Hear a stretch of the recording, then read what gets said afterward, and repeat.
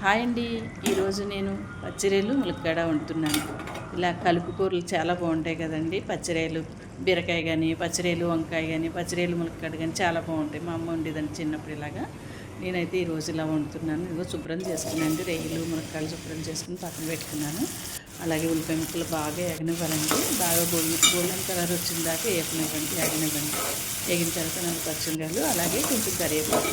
అవి వేగిన తర్వాత చిన్నప్పుడు ఏముందండి, ఎంత అలా చేసి పెట్టినా తినేసేవాళ్ళం. ఇప్పుడు ఎంత ఇలా చేసుకున్నా అంటే ఇప్పుడు ఎక్కువ అవి అయిపోయినాయి కదండి. అన్నింటిలో మందులు ఎక్కువైపోయి అన్ని రుచులు తగ్గిపోతున్నాయి. పచ్చిరేలు కూడా చిన్నప్పుడు ఎంత రుచిగా ఉండేయండి, అసలు ఇప్పుడు చేసుకుంటే అసలు.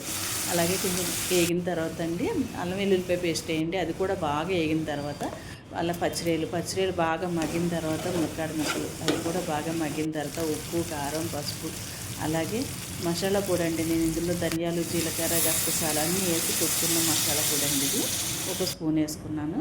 మీకు తగినంత వేసుకోండి. అలాగే తగినంత వాటర్ వేసి బాగా ఉడకనివ్వండి. ఉడికిన తర్వాత కొంచెం కొత్తిమీర చల్లండి.